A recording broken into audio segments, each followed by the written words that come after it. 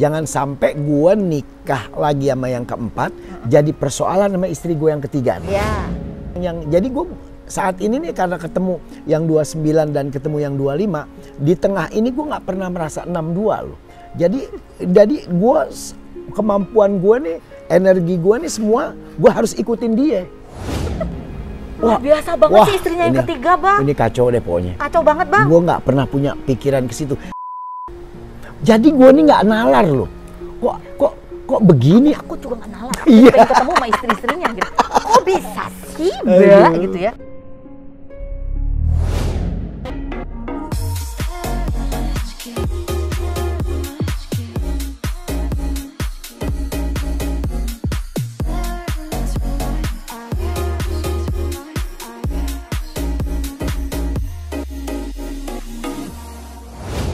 Kalau Bang Opik sendiri ketika ngerasa ada yang kurang nih gitu, apa sih sebenarnya yang diinginkan waktu itu? Doa aja tuh pengennya apa sih? Rasa apa yang diinginkan? Gue waktu itu cuma berdoa begini, ya Allah, kalau seandainya aku tercipta dan memang kamu kehendaki aku punya istri lagi, setelah ketiga punya istri lagi yang keempat, mudah-mudahan aku minta jadiin gue nih sebagai suami yang benar-benar adil, yang benar-benar ngerti, yang benar-benar bisa bawa dua hati wanita nih, yang memang gue nikahin secara sah dan tidak gue cuman iseng-iseng gitu. Jadi benar-benar gue minta minta tolong juga Tuhan saksiin bahwa perkawinan gue ini adalah perkawinan yang memang gue mau dan memang gue perlu jaga semuanya, bukan semata-mata cuman cari nafsu gitu loh. Oke. Jadi doa itu dipanjatkan sesudah ketemu momen yang keempat? Sudah. Sebelum-sebelumnya nggak pernah? Nggak pernah. Tapi apa yang dirasain ketika punya dua istri ini sih Bang Opik? Apa yang dirasakan? Nah, sekarang gue ngerasain apa yang setelah gue punya istri dua ini. Pertama, apa yang gue mau itu gue bisa temuin. Kedua, gue tambah punya keyakinan bahwa Tuhan tuh punya satu kekuasaan dan keadilan. Terus gue juga merasa gue dalam hidup ini berasa kayak, bukan berarti dulu nggak sempurna ya Ros. Gue berasa lebih hidup dan langkah gue nih sekarang lebih mantep. Lebih mantep, ibadah juga alhamdulillah lebih dapet gitu. Terus gue sebagai laki juga punya kesabaran, emosi gue jarang tinggi sekarang. Kok Jadi bisa? iya, jadi gue lebih agak turun gitu loh. Oke. Karena gue anggap ini adalah gue harus ngebales budi hati perempuan yang begitu udah ikhlas sama gue. Kalau perempuan udah ikhlas sama gue, kenapa gue harus tingkatin emosi gue? Gue juga harus lebih takut dari dia. Sekarang gue lebih takut. Sama yang ketiga gue lebih takut, sama yang keempat gue lebih takut, dan gue bakal jaga sampai di titik akhir umur gue. Nah, sebelumnya yang di nikah kedua kan pernah nggak lanjut nih, gagal. Dari situ tuh pelajarannya apa sih sebenarnya? Sampai akhirnya yang ini justru works, berhasil. Iya, jadi gini, istri gue almarhum pertama itu kan ada satu penyakit ya, yang dia meninggal aja di pangkuan gue nih sini. Dia bilang kalau nanti setelah nggak ada aku, nggak ada gue, kalau lo mau nikah silahkan, tapi cari perempuan yang bisa akur sama anak yang dari gue. Nah itu benturan tuh, saat gue udah nikah, dia juga yang kedua udah punya anak satu, ada benturan sama anak gue yang paling tua. Terus setelah ada benturan, gue olah juga untuk supaya bisa nggak berlaku baik, karena gue ini bawa anak 3 dari almarhum, pesennya gitu. Nah akhirnya ini perempuan mungkin yang kedua nggak bisa terima. Waktu gue kerja syuting, dia pulang ke ibunya tanpa gue tahu. Nah gue datang pulang ke rumah. Gue tanya sama Selfie, dari anak pertama dari almarhum, Mama Hera mana? Nggak tahu ya. Loh, mana nih? Di WA, di telepon sama Selfie, pulang ya kemana? Ke ibu. Loh kok nggak ngomong? Emang kenapa? Oh ribut gara-gara soal Triska baju. Nah gue datang ke ibunya, Bu, saya datang ke sini bukan mau ambil Hera, karena dia datang pulang ke rumah ibu nggak izin sama saya. Jadi saya sekalian aja pulangin deh. Astaga. Saya pulangin aja, Bu, saya minta baik, saya pulangin dengan baik gitu. Udah selesai. Segitu aja? Iya. Nggak dirayu dulu supaya balik? Kayaknya gue udah ngolah sebelum dia pergi, udah gue ngomongin. Tapi nggak dapet.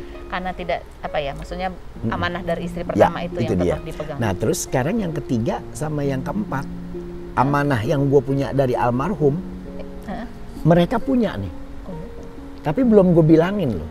Padahal belum bilang. Belum. Si ini udah lahiran ya, istri dari anak gue dari istri pertama, lahiran nih istrinya. Kita ke sana yuk ya.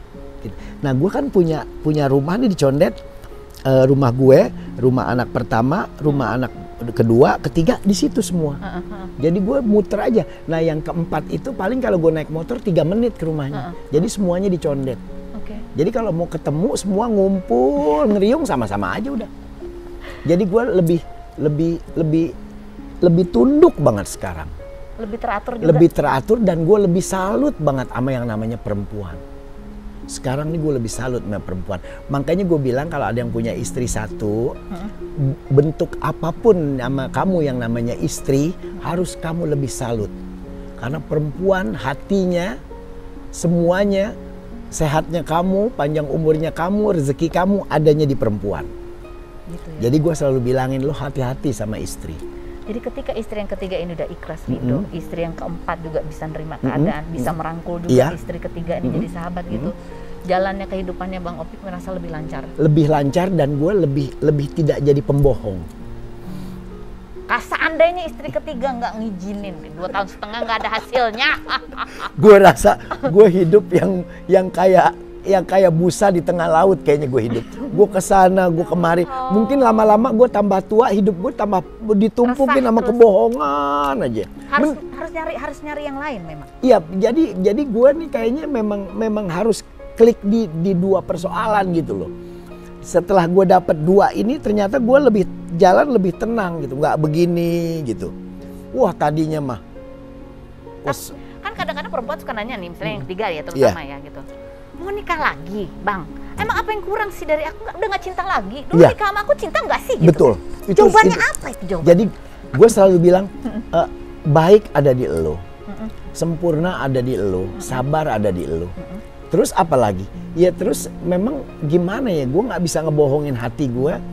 Kok gue sebagai laki-laki pengen begini, pengen begitu segala macam. Tapi jalurnya di jalur Tuhan yang memang Tuhan ridho dan Tuhan ikhlas. Begini begitu tuh apa maksudnya? Iya maksudnya gue tuh pengen, ternyata kok ada panggilan gue pengen nikah gitu. Padahal semua kebaikan ada di elu. Nah itu pada saat pengen nikah, itu setelah ketemu yang keempat pengen nikah atau sebelum ketemu? Sebelum yang ketemu gue udah gambarin itu. Bisa gitu ya? Iya sebelum ketemu. Kenapa aku bisa gambarin punya istri 2 sih? Iya jadi gue berpikir kayaknya gue mesti punya istri 2 nih. Itu biar apa? Biar apa? Jadi gue kayak gimana ya? Kayak kalau kayak diri nih gue kayaknya gini gitu loh. Kayaknya lu pegangin dong. Dia sebetulnya bukan nggak bisa megangin. Cuman dia kalau megangnya kayak nggak utuh gitu loh. Perasaan gue ya, gue kayaknya ada yang gue belum dapet deh nih. Gitu. Rasa gitu. Iya rasa sebenarnya. Terus bisa tahu bahwa itu rasa itu bisa dilengkapin sama keempat tuh gimana? Iya setelah gue. Kan ada 4 tuh kan satu cewek ya, tapi kan ada cewek-cewek lain di luar sana kan dia gitu ya kan. Gini kan gue paling enggak kan gue sebagai laki-laki kan gue jangan sampai gue nikah lagi sama yang keempat jadi persoalan sama istri gue yang ketiga nih. Iya. Wah buktinya apa lo ternyata lebih sulit kan hidup lo. Nah itu jangan. Jadi gue cari yang bener-bener pas, yang bener-bener klik, yang bener-bener baik gitu. Dan makanya, mau lagi, dan mau dimadu, dan yang dimadu juga mau terima. Jadi memang ini dua perempuan hebat ini, hebat. Muda ada sama dia, 129, 125. Jelek pun nggak jelek-jelek amat. Memang, oh masa itu bininya Opik? Pasti orang nggak percaya kalau lihat bini gue. Umurnya 60? 62 gue sekarang. Kebalik ya, 62, iya. 20. Iya makanya. Jadi masih awet muda loh tapi. Ini karena ada 2 mungkin jadi awet muda. Jadi gue, nah sekarang jadi gue memang orang yang, jadi gue saat ini nih karena ketemu yang 29 dan ketemu yang 25, di tengah ini gue nggak pernah merasa 62 loh. Jadi gue, kemampuan gue nih, energi gue nih semua, gue harus ikutin dia. Jadi gue mau nggak mau ikutin dia loh. Ikutin yang paling muda? Ikut yang paling muda dan ikut yang 29 juga harus gue ikutin. Ayo dong. Jadi gue nggak merasa 62 gitu. Gue merasa seumur aja sama dia gitu. Secara ekonomi finansial nggak repot ya? Satu istri, satu keluarga, anaknya segitu aja iya, kan berat. Bener. Ini 2 lagi. Iya, jadi gue berpikir gini. Kan memang gue nih orang yang bisa mungkin di jalur ini gue bisa langgeng. Pertama memang gue mau nikah juga gue nggak mengiming-imingin perempuan untuk wah sih. Okay. Jadi gue waktu mau nikah sama yang keempat, gue bilang aku mungkin kalau nikah sama kamu, belum nikah nih. Kalau nikah sama kamu aku belum bisa beliin rumah. Kalau ngontrakin mungkin bisa. Uang belanja mungkin sebulan juga aku bisa ngasih kamu segini. Karena yang itu juga segini. Oh jadi sama ini? Sama. Padahal kan itu belum punya anak, itu punya anak? Iya sama, gue samain. Nah sekarang saat akhirnya ketemu di tengah, dia 2, dia 2. Oh. Akhirnya ketemu. Akhirnya sama nih. Akhirnya sama jadinya. Nah terus gue bilang, jadi nggak pernah gue iming-imingin ntar kalau mau sama gue beliin mobil, gue beliin rumah, enggak. Ya, yang ketiga tahu nggak kamu ngasih berapa ke dia? Oh bilang, gue bilang. Oh bilang. Dek, nih dapat duit nih Dek. Kira-kira kalau kamu aku kasih 5 juta, ke sana 5 juta gimana? Nggak apa-apa dong, di sana juga kan punya anak. Kalau sebelum dia punya anak? Aku bilang juga, Dek, kan kamu 5 juta nih, dia kasih 5 juta. Bilangin sama dia kalau dikasih 5 juta kan sekarang belum ada bebannya nih, jangan lupa nabung.